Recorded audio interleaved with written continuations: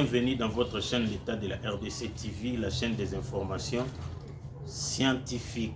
Nous voici aujourd'hui dans le journal de la mentalité congolaise. Le peuple congolais a sa manière de voir les choses, de juger, d'analyser, de réagir, de se comporter face à son pays et dans son pays. La sommation de tout, c'est ce qu'on appelle par la mentalité congolaise. Bonne ou mauvaise, que dit la science à propos de ces comportements, quel état mental ou état psychique et surtout quelles conséquences face à tous ces comportements. Aujourd'hui, nous avons 4 points. Premier point, nous avons artiste et musicien Oyo, aza connu de tous, oyebiye, aza na ba œuvre, pe aza na public na yé. Mais botala ndenge à se comporter dans les médias, réaction na yé, comportement na yé, bonne ou mauvaise, quel état mental, que dit la science et surtout quelles conséquences face à comportement à boé na médias. Deuxième point, tozali na yango tozomona totoke na mentalité routière. Vous savez, la route parle. Le peuple congolais a une manière na épée de se comporter dans la route. En d'autres termes, il y a pour conduire.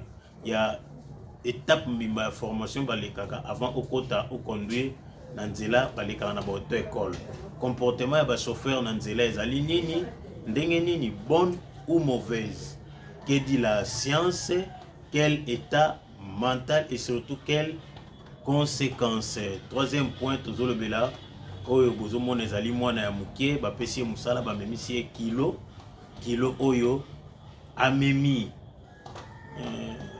Que dit la science à propos ya fait oyo? Quel état mental oyo mwana kozala nango pe ba parents na état nini mental bazana yango pona kopesa mwana musala oyo? Surtout quelles conséquences? Et puis bonne ou mauvaise, wanande, c'est ça la mentalité congolaise. Troisième point, ozolobela obozomona ezomona caniveau ya munene, surtout eza caniveau moko penza ya munene obozomona et caniveau oyo bozomona ndenge tondi na ba immondice etondi na ba fulu na ba bouteille obozomona ebimi yango moko na mai te batunde baye ko bwaka yango et surtout na liro ezokendele eko créer ba inondation. État mental ya population ya contre oyo eza ndenge nini? État mental na bango. Que dit la science à propos ya comportement oyo? Surtout quelles conséquences face à ba comportement ya boye na gestion ya ba caniveau to ya environnement. Espace na publicité tokutani mbalasima. L'État de la RDC TV, votre agence de communication, publicités et marketing, vos produits, entreprises et événements, sur terrain de bouche à l'oreille, affiches publicitaires et les posées partout, sur plusieurs chaînes de radios et télévisions, sur les réseaux sociaux, publications et partages dans toutes les plateformes. L'État de la RDC TV, votre agence de marketing, politique, propagande et campagne. L'État de la RDC TV, la conception et réalisation de publicités radio-TV. L'État de la RDC TV, votre attaché de presse. Totel mabota selezi na kati na kubeta ina bomba yo peso robeta ya ngana za buduka na ngaboni ngana za na buduka omona ngana zo mona te nzoto mikebo konote donc na kubeta ye ogelo ka beta ki eza muke kubeta ye ko buka ye ba minu ba eponge wana zo kanisa ya obeta nga aibi caractère na ngana ne grandi na bagarre atuna ba kikilumbu. La valeur d'un artiste et musicien, ce n'est pas seulement sa voix, c'est aussi son éducation, son sens de respecter le public dont il se tient devant. Et Bogis Bompema na média à tenir ba propos moko trop agressif, bonne ou mauvaise, et koki ko disqualifier carrière na ye à ko perdre ba public et belé. Déjà na norme à communication, en communication on informe, on forme ou on veut divertir les gens. Déjà na ba propos agressifs na média, ça sonne mal na matoi ya bay o bazolanda yo. quelles conséquences et que vous allez être difficile pour recevoir des producteurs mususu pour augmenter le nombre de public naïe. Quelle éducation ozo communiquer tout mauvaise éducation parce que c'est fâché dans les médias que tenir des propos à mabe et ça pas une bonne communication mais une mauvaise communication. Mbala moko ezoko disqualifier image nae et carrière nae musicale et kokoma na problème. Deuxième point tozali na yango tozomona totoke na mentalité routière. Vous savez, la route parle. Le peuple congolais a une manière de se comporter dans la route. En d'autres termes, il y a pour conduire. Il y a étape de formation avant au quota ou conduire nanzela baleka na auto école. Comportement de chauffeur nanzela ezali nini ndenge nini bonne ou mauvaise. Que dit la science? Quel état mental et surtout quelles conséquences? La mentalité routière. Nous sommes sur boulevard Lumumba vers quartier 1. Le boulevard menant vers l'aéroport international de Njili et venant du centre-ville. Botala comportement de chauffeur à un sens unique en plein boulevard Lumumba. To étudier état mental ya ba chauffeur oyo mentalité na bango ndenge nini bazana bonne mentalité ou mauvaise mentalité. Il y a toute une science oyo et traitaka comportement ya bato babengaka yango psychologie. Sûrement ils ont un problème dans leur tête. Comportement oyo bon ou mauvais, c'est pas un bon comportement. Quelles conséquences et qu'on influencer d'autres chauffeurs bazwa rappeler sens unique. Et cela explique la faiblesse de l'autorité routière. Ils ont un service mobimba oyo basokipaka na route babengi yango police de roulage. Quelles conditions, quel état, que dit la science?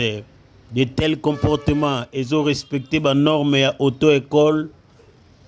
On ne vient pas sur la route comme tu veux, on passe par l'auto-école pour venir conduire dans la route. La mentalité congolaise, le comportement de nos chauffeurs, ils ne se comportent pas bien dans nos routes. C'est le troisième point, toujours le bela. Oyo bozomona ezali mwana ya mukie bapesi musala bamemisi kilo oyo amemi. Que dit la science à propos ya fait oyo?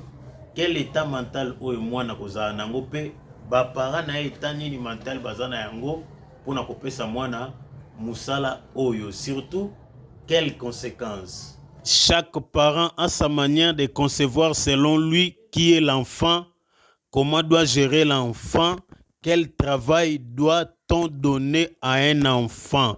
O bozomo neza mwana o bamemisi kilo azoko accompagner maman na eba ke koteka en regardant azana nuna âge scolaire et surtout que c'est vers 8h 9h. C'est vers 8h 9h 10h. Donc il devait déjà être à l'école mais ake ko accompagner parents na e ba teka. Selon ce parent, qui est l'enfant? L'enfant aza ami de service, aza collègue non de service. Tout c'est un être qu'on doit éduquer qui a encore ses droits. Selon la loi, un mineur peut s'accailler de lourds travail. Oh, quelle conception de nos parents d'aujourd'hui vis-à-vis de leurs enfants. Bonne ou mauvaise mentalité? C'est une mauvaise mentalité de donner à nos enfants de durs travaux pendant qu'ils sont encore des mineurs et surtout l'âge scolaire. Que dit la loi? La loi condamne de tels comportements. Quelles conséquences? Au lieu que l'enfant soit éduqué intellectuellement par les enseignements scolaires, il est occupé par des travails de commerce. Dans les jours à venir, il y aura des crises intellectuelles dans la vie de cet enfant. congolaise. Troisième point, tozolobela o bozomona eza caniveau ya munene surtout eza caniveau moko penza ya munene o bozomona et caniveau oyo bozomona ndenge tondi na ba immondice etondi na ba fulu na ba bouteille o bozomona ebimi yango moko na mai te bato nde baye kobwaka yango et surtout na liro ezokendele ekocrée ba inondation. État mental ya population ya contre oyo eza ndenge nini état mental na bango.